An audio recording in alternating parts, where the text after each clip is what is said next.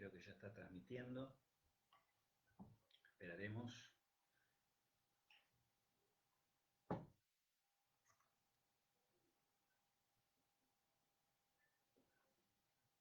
Un momentito para corroborar que haya feedback. Y empezamos. Seguimos. Buen día. Ahí estamos. Seguimos hoy con lo que hace a Grecia. Vamos a ver algunas de las clases del seminario, tomando como base. Buen día. Vamos a tomar como base las clases del seminario, de lo que hace a Grecia, del seminario de Castoriadis, y vamos a avanzar un poco en lo que es el pensamiento presocrático, en situar ahí algunas de las cuestiones de la filosofía que hacen, ¿no? Ustedes recuerden, parece que esta es una disquisición importante para hacer, porque vamos a hablar de unas cuantas cuestiones de la filosofía, de pensadores, digo, de filósofos, pero siempre bajo la óptica de lo que hace a la historia de la psicología. ¿Mm?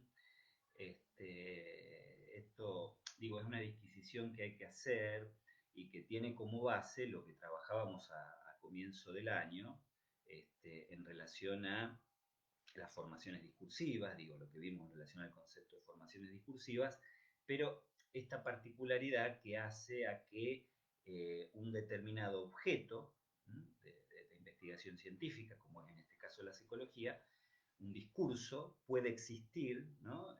Disperso en una sociedad antes de alcanzar esto que Foucault llama umbral de positividad, y que implica la homogeneización, como si uno dijera la disciplinarización, de hecho, decía Rawls, para hablar de ese momento en que se erige como unidad de discurso.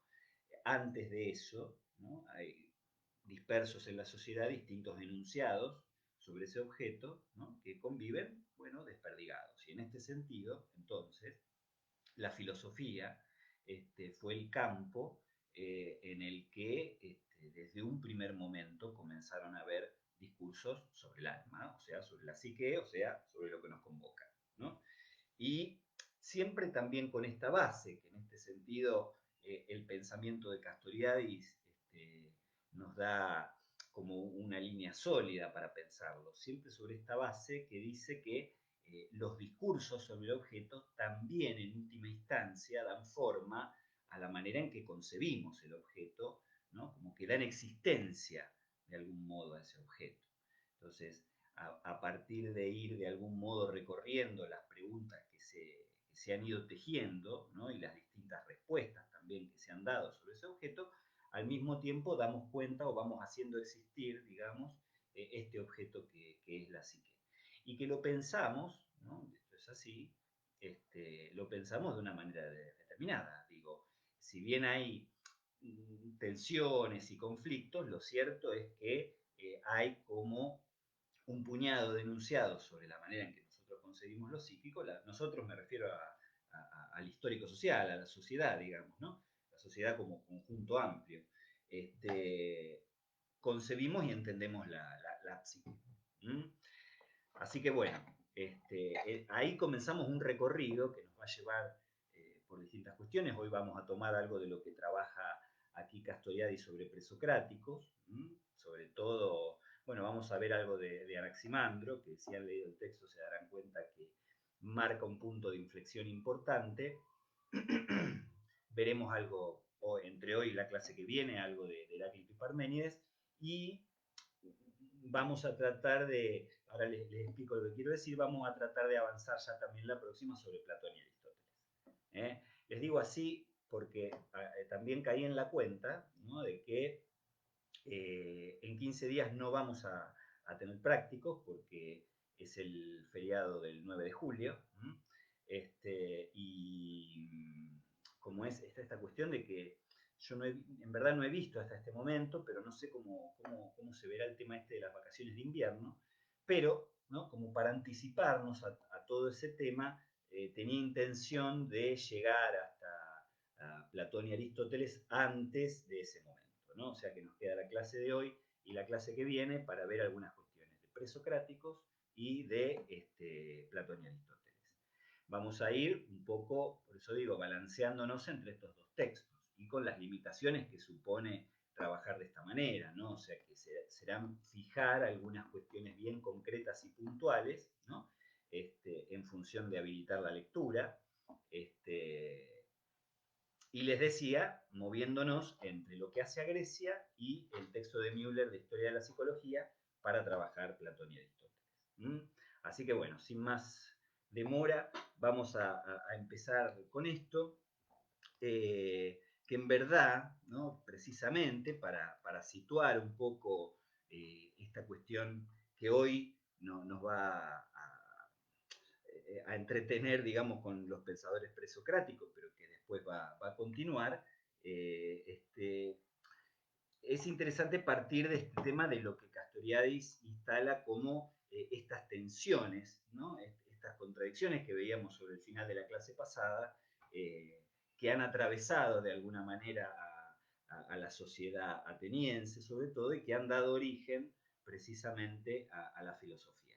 Filosofía, que ustedes deben haber, mejor dicho, bueno, es probable que lo hayan leído ya, pero seguramente lo han trabajado también los teóricos y seguramente lo hemos dicho acá, filosofía que no hay que pensar como separado de la política, ¿no? O sea, el advenimiento de la filosofía y el advenimiento de la democracia, ¿no?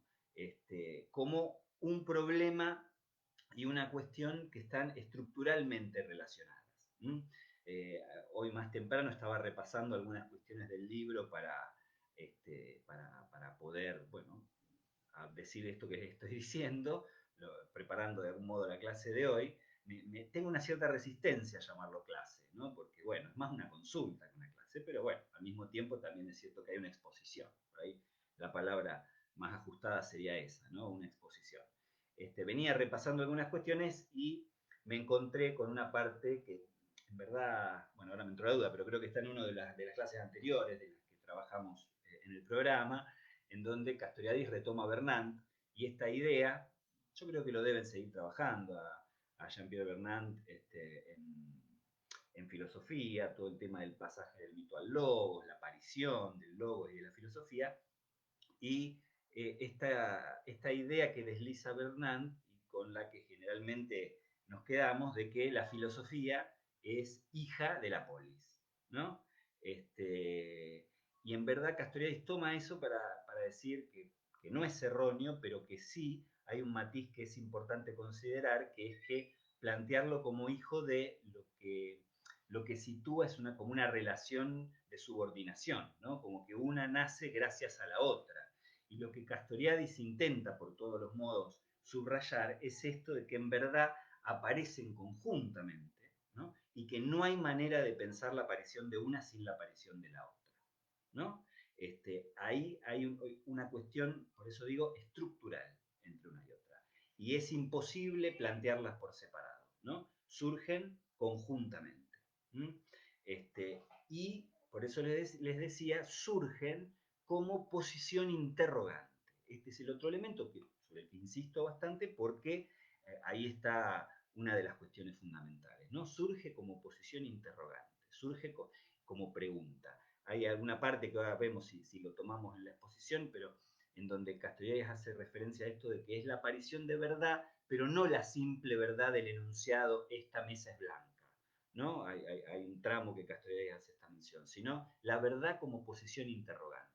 Y la verdad como posición interrogante tiene que ver con estas dos preguntas que sostiene cada uno de estos campos, que en última instancia es la misma, es una pregunta por la verdad, y que tiene que ver, o mejor dicho, lo que en filosofía se plantea como pregunta por la verdad, en la política se plantea como pregunta por la ley, ¿no? Pero uno diría, la verdad, que como posición interrogante que se descubre detrás de estas cuestiones, tiene que ver con lo que trabajábamos la vez pasada, ¿no? Con ese agujero, ¿no? Esa falta de sentido, ese caos que descubren los griegos, ¿no? Y que está en la base de estas tensiones, ahora lo vamos a ver, y Y esta idea de que no hay, a mí me gusta decir, no hay otro del otro, diría Lacan, ¿no? O sea, esta idea de que no hay por fuera de la institución, no hay una terceridad que venga a dar garantía de la verdad o de la ley justa, ¿no? Entonces, hay una verdad trágica que se descubre ahí, en Antígona, por ejemplo, donde surge esta idea de que la historia va a ser, ya lo era, pero va a seguir siendo, no ya lo era en aquel momento, pero va a seguir siendo, la historia es un eterno ir y venir, ¿no? En función de buscar la ley justa o la verdad. O sea, creo que me enredé. Entre tanto les cuento, uno trata de hacer abstracción de algunas cuestiones del ambiente. No sé si llega a escucharse ahí, pero han tocado timbre acá al lado mío como 2 o 3 veces. Bueno, trato de no distraerme y por eso retomo entonces. Está esta idea de la verdad como posición interrogante, ¿no? Estas preguntas que persiguen democracia y filosofía como dos realidades, digamos, que surgen al mismo tiempo, ¿no? Y que se necesitan estructuralmente a la otra, este, en la filosofía la pregunta por la verdad, en la política o en la democracia la pregunta por la ley justa, pero la verdad que hay detrás de esto, lo que significa la verdad como posición interrogante, es esto de descubrir ese núcleo de sinsentido inherente al mundo, ¿no? Ese agujero, decíamos la vez pasada, y por otro lado, esto de que no hay una tercera posición, no hay una exterior a la institución, no hay un Dios, ¿no? En el sentido de Prometeo, ¿no? Que venga como a saldar y a garantizar estas cuestiones de la verdad y de la ley, ¿no? Por eso la historia es un continuo, un permanente ida y vuelta, ¿no? Para tratar de resolver estas cuestiones humanas. Bueno, espero que se haya comprendido y espero que me sepan entender por ahí cuando les digo de estas distracciones que a veces suceden acá. Este, Precisamente esta cuestión del sinsentido del mundo, esta cuestión de que como el mundo no tiene sentido hay que trabajar para otorgárselo, el descubrimiento de este agujero, diríamos, en términos psicoanalíticos, ¿no? Por más que sea una metáfora, alude a esta verdad, a este descubrimiento del psicoanálisis, es lo que permite plantear también estas oposiciones, ¿no? Oposiciones que, como les decía la vez pasada, y como refuerza Castoriadis al comienzo del seminario del 23 de febrero de 1983, oposición que no es una oposición estricta, ¿no? No es una oposición total. Por eso yo les decía, me parece que no es una palabra que utiliza Castoriadis acá, pero les hablaba de tensión, ¿no? Pensar dos cuestiones en tensión es justamente pensar algo enfrentado, pero que no termina de separarse. Yo retomaba, es por ahí una obviedad, ¿no? Pero en la página 242, sobre el final de la página, precisamente Castoriadis retoma o habla de esto que les estaba mencionando al plantear las oposiciones, diciendo que no son oposiciones de verdad, porque si bien en esta fase inaugural el pensamiento se despliega afirmando fuertemente estos antagonismos, nunca hay ruptura absoluta entre los dos términos, ¿no? Entre cada uno de los términos de las oposiciones. O sea, siempre continúan relacionadas.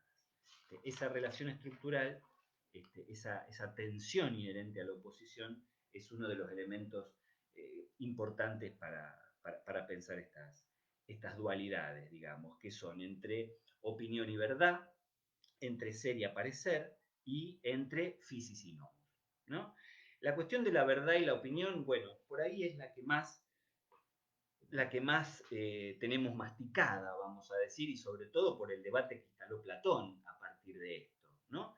Esta idea de que la opinión justamente no es verdad, ¿no? Que está alejado de la verdad, que la verdad va más allá, o sea, que el episteme va más allá de la doxa. Esto es filosofía 101, como se dice, y es lo que aparece un poco ahí, como algo más o menos ya que circula. Me detengo porque uno siempre abre puntas como para pensar esto, porque está este tema, cómo pensar la democracia como campo del episteme. Hay algo de esto que se trabaja en el problema del político de Platón, que trabaja Castoriadis y que ustedes ven también en los teóricos, pero que es este problema, ¿no? Ahí donde no hay nada que venga a garantizar la verdad, ¿cómo pensar una verdad que esté totalmente exenta de opinión, ¿no? Y en este sentido uno podría decir que la democracia en sí es el campo de la doxa, ¿no? Estamos inmersos en la opinión y ahí donde no hay una revelación que venga a decir esta es la verdad absoluta, lo cierto es que lo único que nos queda es balancearnos entre las distintas doxas, ¿no? Esto es cierto y al mismo tiempo, lo menciono, es polémico, pero es interesante este tema de la doxa y la verdad, de la opinión y la verdad, para pensar el tema de la posverdad, ¿no? Que es un tema, no sé qué tanto les interesa a ustedes, a mí me parece que, más allá de que lógicamente me interesa por las incidencias que tiene hoy por hoy, es un tema que nosotros psicólogos, historiadores de la psicología, tenemos que poder interesarnos. Digo, es un tema que hace esto en donde, para decirlo en términos platónicos, la doxa es tomada en un valor de episteme, que no es lo mismo que decir que la democracia es el campo de la doxa, ¿no? Al tomar la doxa como valor de episteme, ¿no? Al tomar la opinión como valor de verdad, ¿no? Se obtiene un relativismo de la verdad que tiene su complicación, ¿eh? Ya no trabajamos sofistas, en donde esta cuestión de la relatividad de la verdad era fundamental. Pero bueno, lo menciono como uno de las líneas que surgen del tema y que son interesantes para pensar. Pero bueno, la cuestión de la opinión y la verdad es una problemática filosófica, es una tensión ahí que se da en el pensamiento griego, pero que continúa después, y es la primera de las oposiciones. La otra es entre Fisis y Nomos, que la vez pasada también habíamos llegado, hay muchas líneas que se pueden establecer, muchas líneas de fuga. Digo, muchos lineamientos que se pueden seguir para debatir sobre esto. La vez pasada incluso creo que llegué a mencionar el tema de las enfermedades psicosomáticas, pero hay algo ahí precisamente, o más que el problema de las enfermedades psicosomáticas, todo, todo lo que abre ese problema, en donde está esto, ¿no? Es el organismo, es el lenguaje, ¿no? Y un debate ahí que lo quiera uno o no, se plantea en términos de fisis y nomos. Cuánto de lo que nos afecta tiene que ver con la naturaleza y cuánto de lo que nos afecta tiene que ver con la cultura. Me pareció interesante la clase pasada en donde habíamos llegado a enunciar esto del nomos como la cultura, ¿no? A partir de Freud, del malestar en la cultura, pero que si uno quiere puede ir un poco más allá y pensarlo en Levi-Strauss, ¿no? Esto de la aparición de la cultura, ¿no? Y en función de la ley, nada más y nada menos, ¿no? La aparición de la ley, ahí la prohibición del incesto, etcétera, pero me parecía interesante esto de pensar la tensión entre fisis y nomos como la tensión entre la naturaleza y la cultura.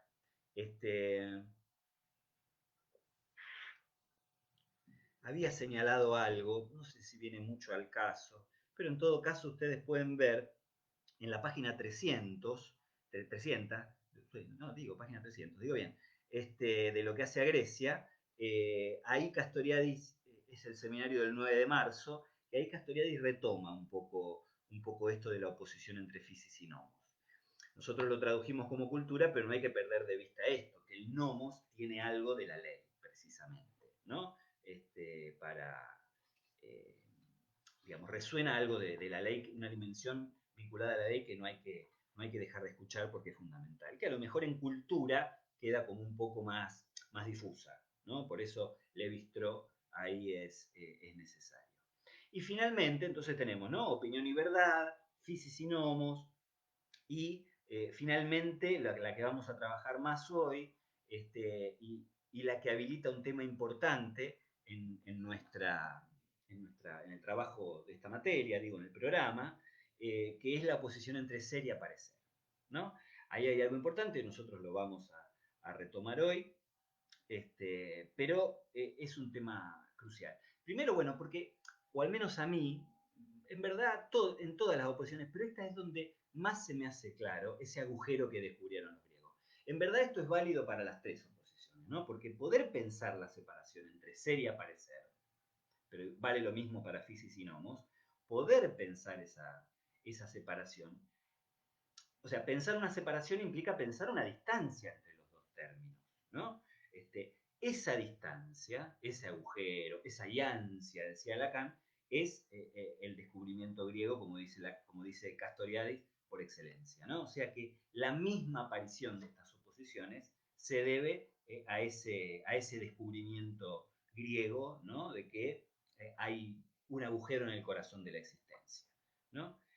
Esta idea empecé a aparecer, hoy la vamos a desarrollar a propósito del pensamiento presocrático, pero tiene también un valor muy particular para el trabajo que hacemos acá en la cátedra, porque ahí es donde uno puede empezar a situar precisamente el problema de la representación, ¿no? El problema, el tema, la temática, la cuestión problemática, ¿no? De la representación, ¿no? La relación de la representación con el objeto que representa. Podemos darle muchas vueltas, de hecho le vamos a dar unas cuantas. Está el problema de la pulsión, justamente ahí, en el problema de la representación. Parte de este agujero que descubrieron los griegos tienen que ver, yo lo situaba, si ustedes recuerdan, a propósito del tema de la pulsión, y con esta idea bien freudiana de que la subjetividad humana, a diferencia del animal, puede gozar con representaciones, justamente, ¿no? O sea, la psiquis humana, ¿no? Puede obtener un cierto placer, un cierto gozo, un cierto disfrute, lo ponemos equivalente por ahora, ¿no? A partir de representaciones, ¿no? Entonces, hay algo ahí que hace a la cuestión de la representación que es muy importante. De la misma manera que uno podría decir que ahí está el problema de la imaginación, que es un problema importante, ¿no? La posibilidad de representar el mundo frente a la psiquis. Ahí está, podemos ir más lejos, podemos pensar el problema de la alucinación, cuál es la relación de la alucinación con el objeto, ¿no? Ustedes saben que clásicamente la alucinación psicótica, quiero decir, es el fenómeno psicótico, es definida como percepción sin objeto. Ese es otro problema que ahora no lo vamos a mencionar, pero sí va a ser importante más adelante, el de la percepción, ¿no? Pero esto de la percepción sin objeto justamente es cuestionado fuertemente a partir de cómo conceptualiza el psicoanálisis el objeto, porque objeto es lo que no hay, ¿no? Entonces, bueno, a partir de ahí, objeto de la pulsión, digo. También está este tema, ¿no? De que no nos anoticiaríamos de la pulsión si no fuera por la cuestión de la representación, ¿no? Ustedes, bueno, no sé ya qué estarán trabajando de estas problemáticas freudianas, pero ustedes saben que la pulsión es un concepto límite entre, bueno, lo digo un poco en chiste, entre physis y nomos, ¿no? Es un concepto límite, decía Freud, entre lo orgánico y lo psíquico, y precisamente lo que la manera en que tomamos noticia de estas cuestiones pulsionales es a partir de las representaciones. O sea, no hay en sí pulsión en lo psíquico, solo hay representaciones, ¿no? Entonces, bueno, digo, fui tirando así distintas cuestiones, no se apresuren a cerrarlas porque hay que trabajarlas, digo, pero fui tirando así algunas cuestiones como para ver la importancia que tiene este tema de la representación y cómo aparece ya justamente acá a partir de las cuestiones del ser y el aparecer, ¿no? Que es lo que vamos a tomar hoy. Porque precisamente fue una de las cuestiones, eh, o sea, atravesó estructuralmente lo que tiene que ver con el pensamiento presocrático, ¿no? Y si ustedes leyeron, ahí está este salto que da Anaximandro que tiene precisamente que ver con esta relación entre el ser y el aparecer, ¿no? Porque, bueno, para situar así casi escolarmente, ustedes saben que la diferencia, esto de pensar qué sucede con Sócrates, que marca un antes y un después, al punto de considerar que todos los pensadores que llegaron, o sea, todos los pensadores anteriores a la aparición de Sócrates se denominan presocráticos, ¿no? Y bueno, después esta línea que marca Sócrates, en donde, bueno, nos habla de una ruptura fuerte. Y sin hacer, es interesante trabajar esto, pero sin hacer demasiada laraca, porque son cuestiones, como les digo, más bien escolares, o sea, de manual de filosofía, uno podría decir que antes de Sócrates el problema de la filosofía tenía que ver con el ser en tanto ente, o sea, con las cosas, digamos, del mundo existente. Y sobre todo esto que trabaja Castoriadis acá con la cuestión del arjé, ¿no? Que ahora vamos a retomar, el comienzo, del origen, del comienzo, no del origen. Este, pero a partir de Sócrates lo que empieza a aparecer es la filosofía, o sea, el discurso filosófico abordando problemáticas que son estrictamente humanas, ¿no? O sea, que lo que aparece con Sócrates y que marca un antes y un después es la cuestión de la subjetividad, ¿no? O sea, a partir de ahí, ¿no? Porque ustedes fíjense los temas que trabajan estos filósofos presocráticos, Anaximandro, Heráclito, Parménides, ¿no? El ser es, no es, el río y todas esas cosas, y lo que son las temáticas filosóficas de Sócrates, ¿no? El amor, la verdad, ¿no? O sea, hay una diferencia notable en cuanto a lo que la filosofía aborda como temática y que tiene que ver o se puede situar ahí con la aparición de la posición subjetiva en filosofía, ¿no? Que en realidad la marcó Sócrates y la marcaron también los sofistas. Lo que pasa es que los sofistas tienen una mucho peor fama en la historia de la filosofía. Pero bueno, si nosotros nos situamos en el pensamiento presocrático, ahí, ¿no? Más cercano al mito también, ¿no? Ahí de lo que se trata es de las problemáticas de la naturaleza. De la naturaleza ahí entendida entre physis y nomos, o sea, el problema del mundo, y el mundo entendido como el conjunto de cuestiones que existen, ¿no? Como siempre decimos. Este, el problema de la filosofía presocrática tenía que ver con esto de establecer el arjé, con esto de establecer el comienzo. Que ahí es importante establecer la diferencia entre comienzo y origen, que es, o entre principio incluso y origen, que es una diferencia que uno puede también poner a título de la diferencia entre mito y logos, ¿no? Castoriadis retoma algunas cuestiones acá, yo no las marqué, pero digo, no las marqué como bueno, sí, en la página 248 de lo que hace a Grecia, Castoriadis trabaja, menciona concretamente esto que les estoy diciendo, pero cuando habla de esto de que en el mito, ¿no? O sea, el tema del origen lo que instala es una negación del tiempo. Esto lo digo así, porque Castoriadis habla, ¿no? Idilo tempore, dice Castoriadis, sucede el mito. O sea, el origen es algo que está siempre presente, ¿no? Esto es así. Este, se me viene al pensamiento la idea de la escena originaria, ¿no? Y la importancia que tiene para el aparato psíquico según lo concibió Freud, ¿no? Pero hay algo de esto del origen que sucede por fuera del tiempo, ¿no? Y que por lo tanto hace que permanentemente sea una cuestión presente. En cambio, el principio no. El principio no sucede por fuera del tiempo. El principio, por más que no se lo pueda fechar, el principio ya sucede en el tiempo. Pero hay un elemento más que se puede sumar a esto del tiempo y que tiene mucho que ver con lo que estamos viendo, que es esto que Castoriadis enuncia, a lo mejor medio sistemáticamente, entre los elementos que forman parte de la serie y los elementos que no forman parte de la serie. Y que vamos a ver si con esto de explicar algo del paso que da Castoriadis, que da Anaximandro, podemos explicar algo de esto. Porque la idea es esta. En el mito, el elemento fundador, el elemento originario, forma parte de la serie. Cuando digo de la serie, pensemos de la serie de todo lo que existe. En cambio, en el logos, o cuando hablamos de principio, el elemento fundador no forma parte de la serie. Inaugura la serie, pero quedando por fuera, ¿no? Es como si uno dijera, pensémoslo en teoría de conjuntos, que no tiene que ver con la serie, pero que uno se puede representar. En el mito, el elemento fundador es un elemento del conjunto.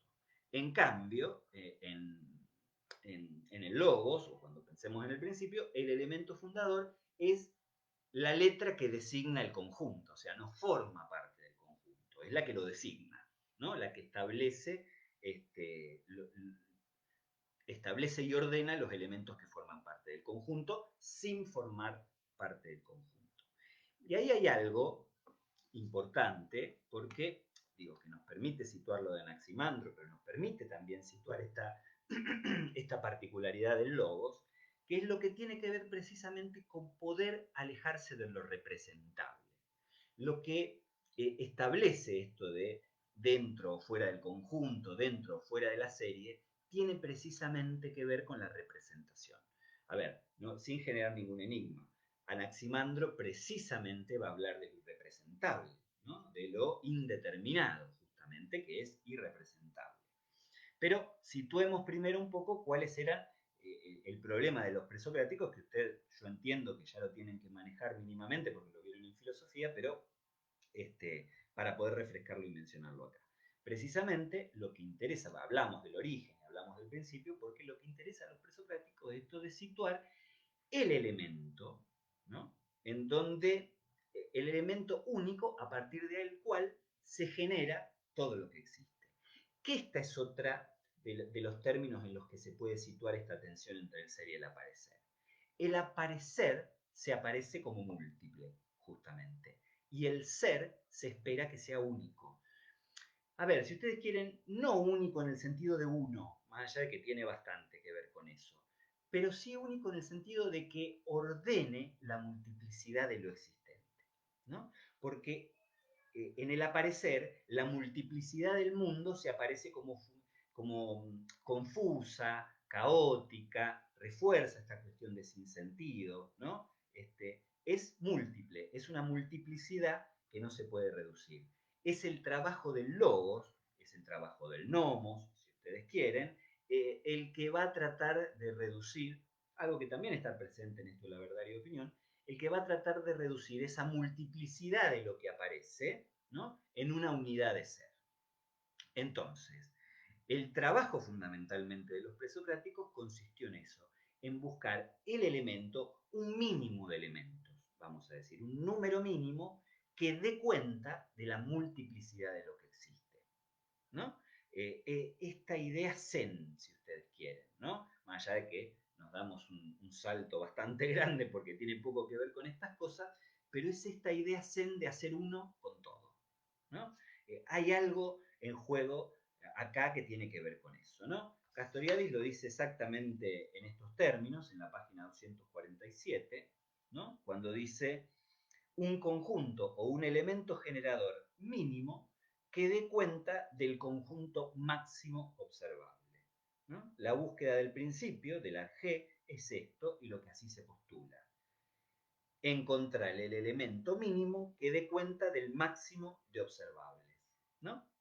Entonces, ahí es cuando aparece este intento de los presocráticos de situar en un elemento, ¿no? la generación de todos los elementos que existen, ¿no? Y ahí está todo esto que ustedes han visto de los presocráticos, ¿no? De poder situar el comienzo en el agua, en el fuego, ¿no? Pienso en Heráclito, en el fuego, o en los cuatro elementos, ¿no? Como decía Empédocles también, el agua, el fuego, el aire, la tierra, ¿no? Y que va a dar un salto tremendo con Anaximandro, precisamente, que va a hablar de que ese objeto principal, en el sentido de principio, fundamental, si ustedes quieren, es el apeiron. ¿Cuál es la implicación de esto? Digamos, para poder llegar al hueso de la cuestión hay que pensar en términos precisamente de esta oposición, ser-aparecer, y precisamente en función de la representación, ¿no? ¿Por qué? Porque cuando se empieza a postular como ese elemento único, como ese elemento mínimo, mejor dicho, alguno de estos elementos, como puede ser el agua, ¿no? Ahí ya hay un salto, hay como el señalamiento de una distancia respecto de la representación. La representación, digamos, en un sentido mínimo, que sería el mundo tal como se nos aparece, ¿no? Tomémoslo así, que aparece múltiple, etc. Ahí ya hay un salto, que Castoriadis lo señala con mucha claridad, ¿no? ¿Por qué hay un salto? Porque, dice Castoriadis, cuando yo veo el mundo no veo agua por todos lados, ¿no? Yo veo gente, madera, pero tengo un filósofo que me dice que la causa de todo eso es agua. Entonces hay un salto respecto de lo representable, ¿no? Porque a mí lo que en la representación, en este sentido mínimo, se me aparece como madera, en verdad ¿no? En el campo del ser es agua, ¿no? O viene del agua, como ustedes quieran pensar. Entonces hay una distancia ahí que ya nos dice el aparecer no es exactamente el ser, ¿no? Se nos aparece como madera, pero en verdad es agua, ¿no? Pero al mismo tiempo que hay un paso que está dado, hay uno que todavía no se da, ¿no? Y que Castoriadis también lo señala claramente, cuando dice que sí, el agua ya no es la madera que se nos aparece a la mirada, digamos, pero al mismo tiempo en sí es un elemento representable. El agua, ¿no? El agua, la madera, el fuego, son elementos de la naturaleza que pueden no aparecer inmediatamente a la vista en lo que vemos, pero que al mismo tiempo nos ofrecen una referencia representacional, ¿no? Digo, porque alguien ha visto alguna vez agua, por más que no lo tengan, no la pueda percibir directamente en lo que ve enfrente. Alguien alguna vez ha visto fuego, etcétera, etcétera. Ahí es donde lo que hace Anaximandro aparece como, diríamos, absolutamente revolucionario, porque ese paso que no dieron estos otros presocráticos lo da Anaximandro al prescindir de cualquier representación, al decir que el elemento que da origen, el elemento que causa, el mínimo que da cuenta del máximo, ¿no?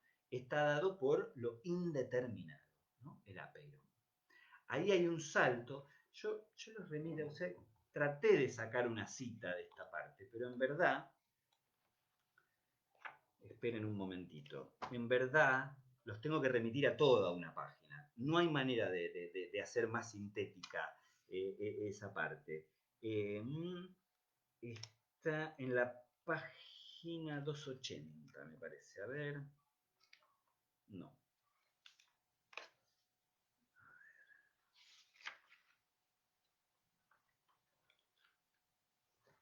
Espérenme que escribí un número 250, ¿será?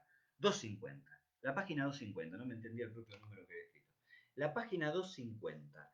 Ahí, a lo largo de toda esa página, ustedes tienen una descripción del apeiron, pero al mismo tiempo de la implicancia de este paso que dio Anaximandro, que nos permite, así como tener plena conciencia de ese movimiento, poder percibirlo, ¿no? Por leer un par de cosas, dice, cuando dice Anaximandro, el principio de los seres es lo indeterminado, tenemos aquí una ruptura total con lo representable, ¿no? Esto es importante, ahora lo voy a situar y ya después terminaríamos, ¿no? Si lo que es verdaderamente es indeterminado e indeterminable, se superan así las determinaciones de lo que yo llamo lógica conjuntista identitaria, que es precisamente una lógica de la determinidad. Pero lo que también se destruye, si me permiten, es el anclaje de lo imaginario y del pensamiento, tanto en la figurabilidad como en el formar sentido para alguien. O sea, escapa a todas estas cuestiones determinadas de lo representable, lo significable, ¿no?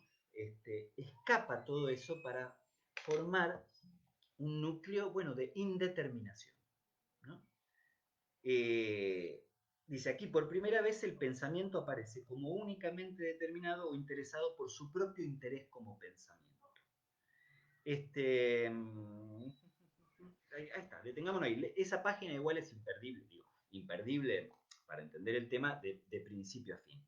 Pero si ustedes lo ven, tenemos ahí, miren, pensémoslo así. Ustedes saben que la abstracción, la capacidad de abstracción, es una capacidad que, si lo pensamos en el individuo, ¿no? Y me estoy refiriendo a un sentido madurativo, no es algo que esté desde un primer momento, es algo que se adquiere. Podemos revisar Piaget y toda una serie de cuestiones, pero ustedes pueden ver que hay ahí algo que hace que hay que dar determinados pasos, hay que alcanzar un nivel de maduración necesario, etcétera, etcétera, para poder llegar a esa capacidad, para que el niño, digamos, pueda llegar a esa capacidad de abstraerse de lo representable. Hay algo de esto, si ustedes quieren, que se replica a nivel, bueno, me sale filogenético, no nos metamos en esas cosas, pero a nivel de lo social, digamos, de la especie humana.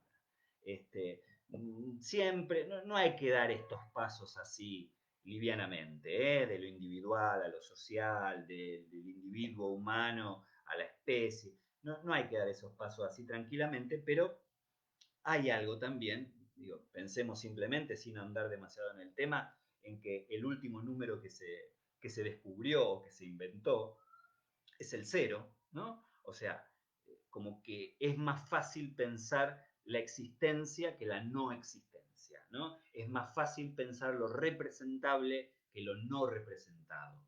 Esto de considerar que el cero llega tardíamente como descubrimiento en las matemáticas es una manera de vérselas precisamente con esto, ¿no? Con la dificultad, ¿no?, de poder concebir la nada, lo que no existe, ¿no?, lo que no es nada. Entonces, hay algo de esto, pensado desde lo psíquico, digamos, de situar esto de lo indeterminado, ¿no?, a partir de ver lo que implica también llegar a ese nivel de abstracción en el pensamiento. Siempre que digo esto me suena un poco como a historia evolutiva o de maduración de lo humano, pero uno lo puede pensar también en términos de lo histórico-social. Hay algo en esto de lo indeterminado que requiere realmente de poder llegar hasta ahí para poder ser planteado y para poder ser entendido. Esa capacidad de abstracción no se obtiene así nomás. Pero a la vez, esa no representación en la causa, eso indeterminado en la causa, es lo que como elemento que queda fuera de la serie inaugura la serie. ¿Con esto qué quiero decir? Que lo no representado es lo que puede aparecer como causa de representación. ¿Qué estoy diciendo con estas formulaciones medio enigmáticas? Que hay algo que uno puede situar en ese nivel de abstracción como causa de la imaginación. La imaginación como potencia psíquica de lo humano, ¿no? La imaginación en donde, digo, si uno piensa la representación como ese volver a presentar el mundo frente a sí mismo, ¿no?, o sea, que uno primero percibe, digamos, y después vuelve a presentárselo a nivel de lo psíquico, en la imaginación hay algo que prescinde de esa percepción primera, ¿no? No es lo mismo trabajar esto sin tener la retroalimentación, sin ver la cara, por ejemplo, que pueden estar poniendo ustedes. Siento que es un poco extraño transmitirlo así, pero piensen en este sentido.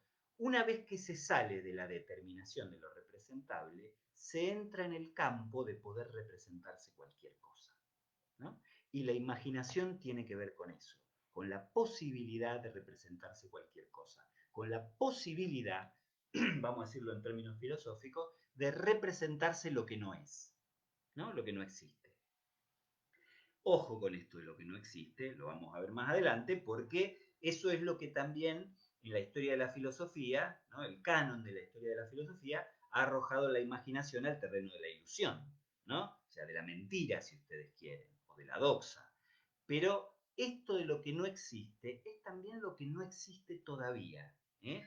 Y con esto lo que refuerzo es la capacidad creadora, diría Castoriadis, de la subjetividad humana, y que radica en esta facultad de la imaginación, ¿no? Esa capacidad creadora de darse lo que no es para que pueda ser, ¿no? Esto que tiene que ver con que todo lo que existe en términos de mundo humano tuvo que ser imaginado para poder existir. Todo esto, que vamos a ir retomando en las próximas clases, tiene como causa, Castoriadis lo dice acá, y creo que fácilmente se puede coincidir, en llegar a esta idea, ¿no? Llegar y a la vez tomar como punto de partida eso, lo que no se puede representar, ¿no? A partir de que se llega a ese punto de aceptar lo no representable, a partir de ahí uno se puede representar cualquier cosa, particularmente lo que no es, ¿no? Entonces, lo que refuerza esa abstracción, esa toma de distancia respecto del aparecer, ¿no?, que da Anaximandro, lo que refleja es la profunda actividad creadora, dice Castoriadis, de la subjetividad humana. ¿Mm?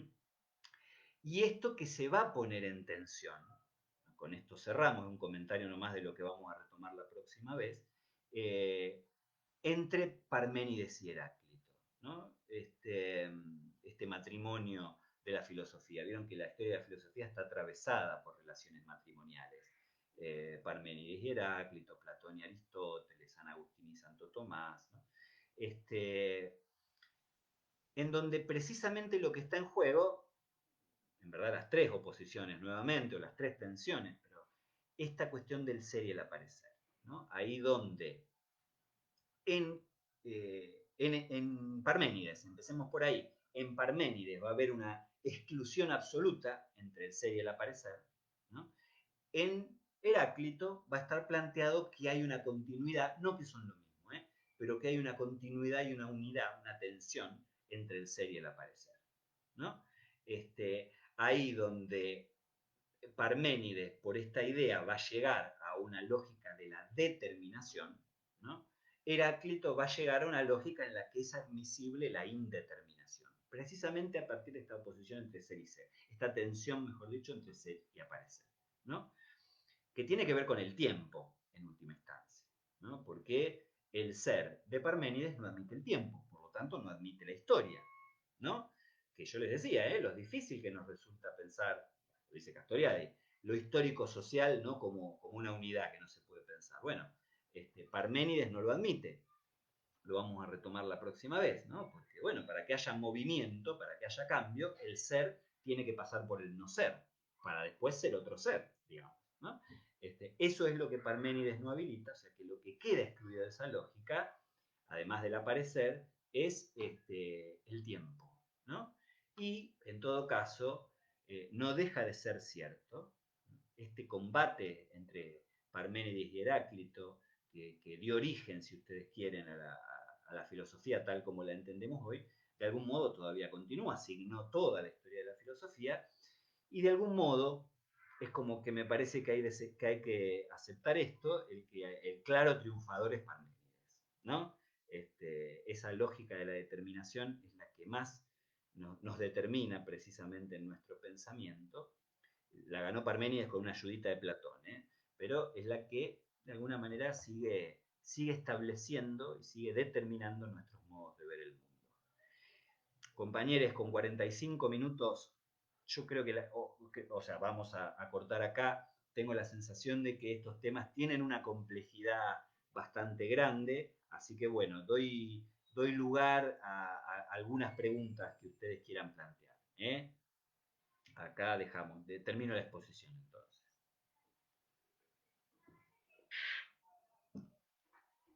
Díganme también, ¿no? Ahora espero los comentarios y las preguntas, díganme si más o menos se comprende. Uno trata de hacer más accesible los textos, pero bueno, también puede hacer el camino contrario, ¿no? Lo puede terminar embarrando. Entonces díganme si más o menos resulta comprensible. Entiendo que es complejo, pero bueno, si se entiende, si más o menos les parece que se puede captar.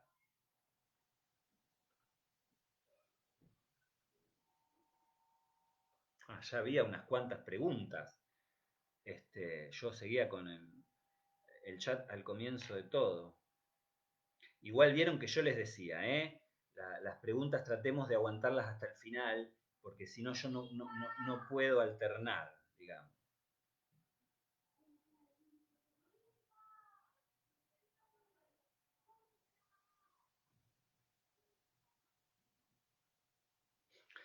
Bueno, profesor, con respecto a Sócrates, siempre dijo que con quien hablaba y que hablaba se lo dictaba un daimon. ¿Era esquizofrénico o hablaba con daimon?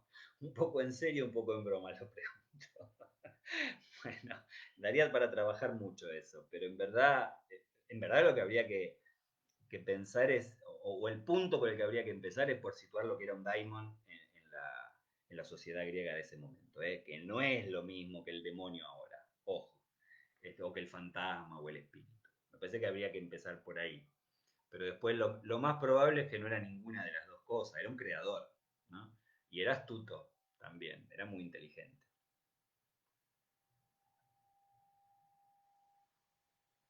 A ver, Anabel, no sé si entendí bien. Opinión y verdad. Una verdad absoluta no existe en filosofía, pues opinión no significa verdad.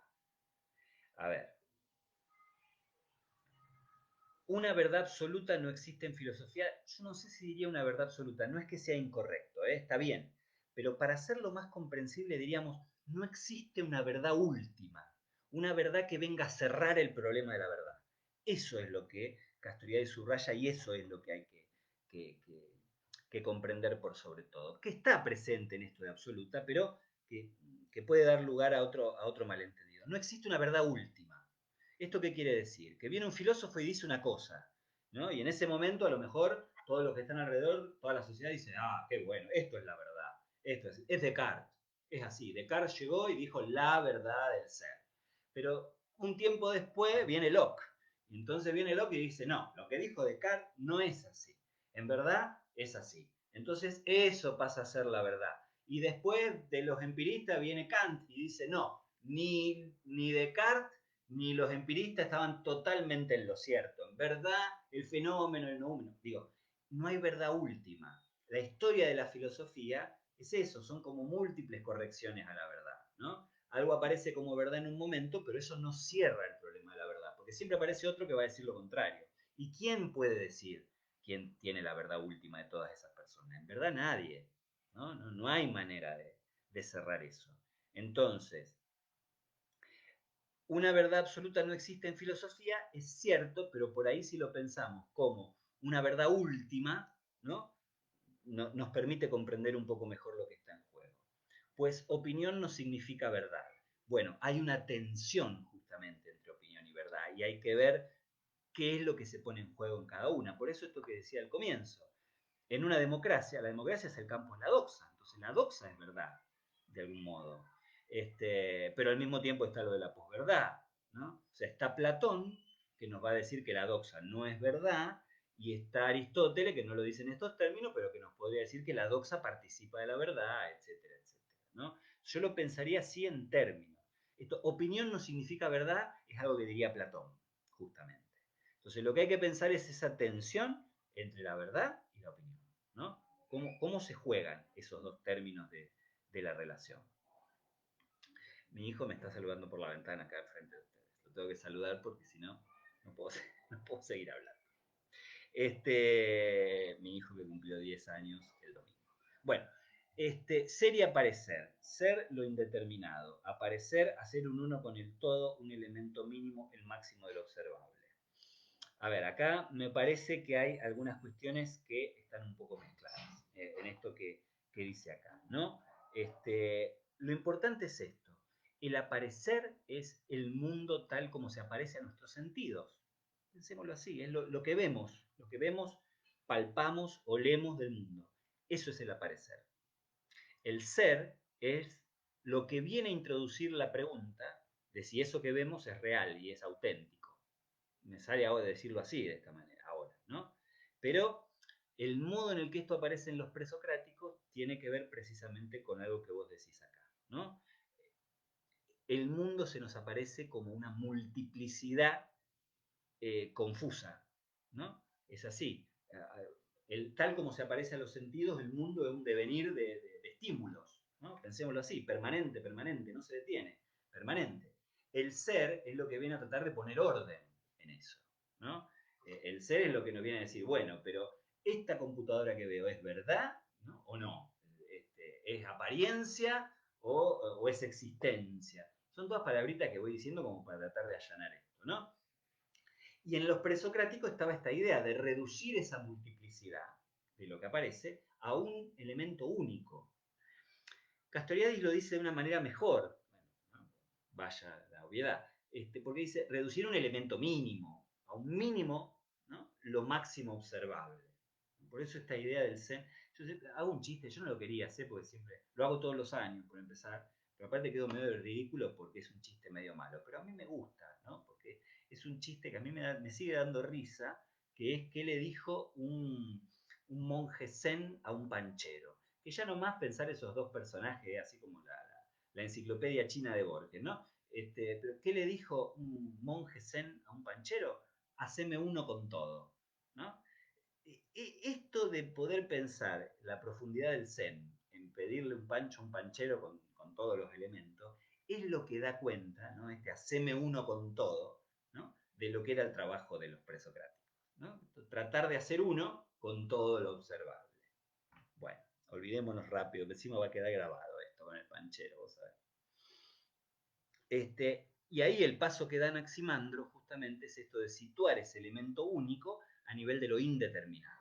¿No? No hay ningún elemento representacional que dé cuenta de eso. ¿No? Ya está, es lo que no se puede representar. Es así. ¿No?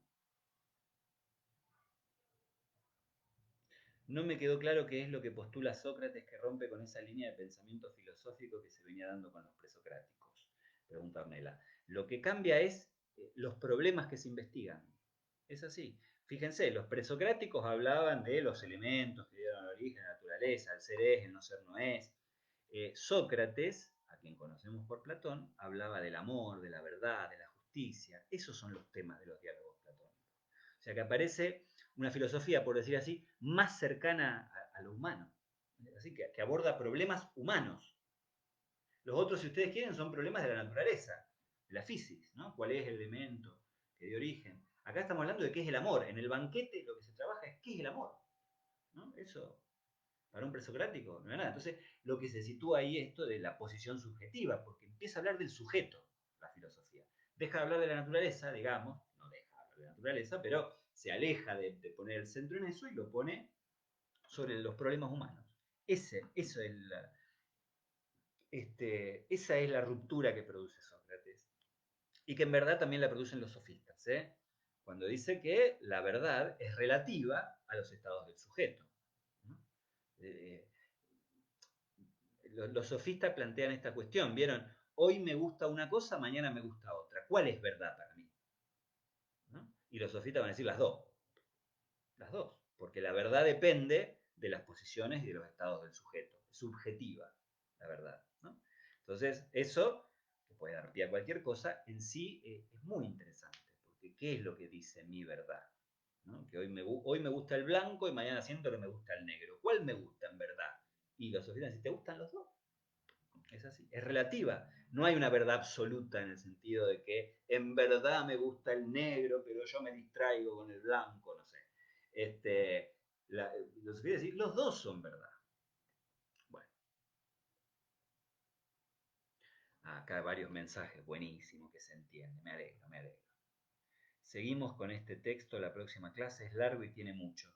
Es largo y tiene un montón y tendría muchísimo, pero no creo que podamos extendernos demasiado, compañeros. Vieron que yo empecé diciendo justamente eso, lo digo de algún modo todas las semanas, es muy reducido lo que podemos trabajar a partir de esta instancia. Y yo tampoco quiero empezar a dar clases kilométricas, ¿no? Digo, sin intercambio, mini teóricos, intrascendente, en donde yo hablo solo de estos temas. Una cosa es la instancia de teóricos que habilita eso y otra cosa es esta instancia. Yo no podría estar haciendo eso y desarrollando largamente estos temas. En todo caso, ustedes lo pueden seguir leyendo, me pueden hacer consultas. Y está este tema de que uno o sea, voy volviendo a las temáticas. Fíjense que hoy empecé hablando de Rose. Entonces uno va retornando algunas cuestiones. Pero sí, sería buenísimo poder trabajarlo en extensión. Lamentablemente no vamos a poder. La próxima clase vamos a tomar algo más, pero ya también nos vamos a ir alejando. Anaximandro entra en el pensamiento de los presocráticos, sí, absolutamente, Ornella. Es uno de los pensadores presocráticos, sí. Anabel se ríe del chiste del panchero. Bueno, gracias, Anabel. Me sacó duda de manera simple. Muchas gracias, Anabel, por reírte del chiste. A mí me da risa, ¿eh? Yo lo vuelvo a decir. Pero aparte, bueno, compañeros, el chiste y su relación con lo inconsciente.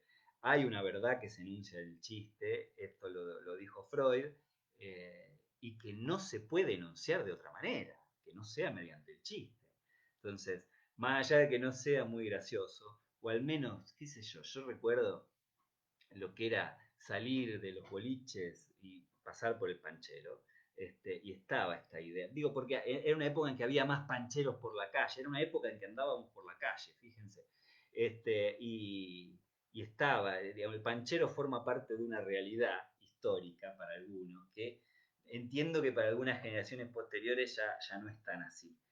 Pero esa juntura, por eso digo, como la enciclopedia china de Borges, entre el monje zen y el panchero, es graciosa. Y bueno, esta idea de hacerme uno con todo, ¿en qué otro lugar se puede experimentar si no es al tratar de ponerle lo más que se pueda al pancho? Bueno, compañeros, esto está tomando unos visos que ya no sé qué opinión tener. Si no hay otra pregunta, a ver, ya interrumpimos acá, casi a una hora de trabajo. Espero un minutito más y si no los despido hasta la clase que